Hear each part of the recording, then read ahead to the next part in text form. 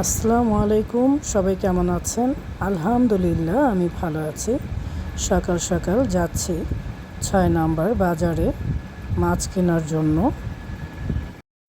ছেলের জন্য চিংড়ি মাছ কিনবো, রুই মাছও কিনবো। এই দুটো মাছই তার অনেক প্রিয়। আর ঘরে এই দুটো মাছই নেই, শেষ হয়ে গেছে, তাই বাজারে চলে এসেছি। আমার বাসা ১০ নম্বর, কিন্তু আমি বাজার করতে সবসময় ৬ নম্বরে চলে আসি, কারণ এটা আমার বাবার বাড়ির এলাকার বাজার। ছোট থেকে এখান থেকেই বাজার করে অভ্যাস। মাছ কেনা হয়ে গেল, এখন বাসায় যেয়ে আবার রান্না করতে হবে।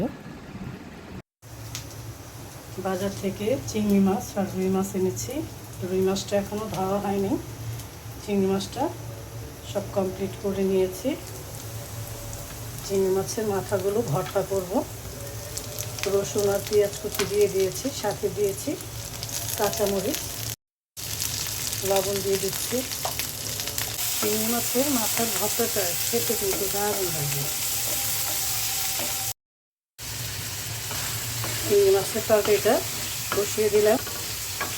চিংড়ি মাছটা পেঁয়াজ আর তেলের সাথে ভালো করে ভেজে নেব। আজকে বাজার থেকে বেশি মাছ কিনিনি, 2 রকমের মাছ কিনেছি, চিংড়ি মাছ আর রুই মাছ। কয়েকটা রুই মাছ আমি ভেজে নেব, ফ্রাই করব। আমার ছেলে আবার রুই মাছ ফ্রাইটা খুব পছন্দ করে।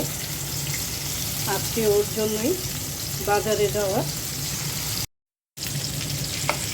মাছটা উল্টে দিচ্ছি।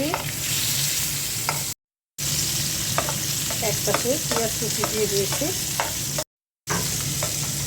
মাছ ফ্রাইয়ের উপরে এই পেঁয়াজের বেরেস্তাটা দিয়ে দিব। চিংড়ি মাছের ভর্তাটা আমি ছেঁচে করে নিচ্ছি, সবসময় এইভাবেই করি। চিংড়ি মাছের মাথার ভর্তাটা হয়ে গেছে, এখন উঠিয়ে নিচ্ছি। এই ভর্তাটা গরম গরম ভাতের সাথে খেতে কিন্তু দারুণ লাগে। আর আমি প্রতিদিন যা রান্না করি তাই আপনাদের সাথে শেয়ার করি। আমার ভিডিওগুলো কেমন লাগে, রান্নার ভিডিওগুলো একটু বলবেন কমেন্টসে। এই তো হয়ে গেছে চিংড়ি মাছ ভুনা, চিংড়ি মাছের মাথার ভর্তা আর রুই মাছ ভাজা। গরম গরম ভাতের সাথে খেতে কিন্তু দারুণ লাগবে। বিকেলে বৃষ্টি পড়ছে, তাই ভাবলাম একটু সেমাই রান্না করি।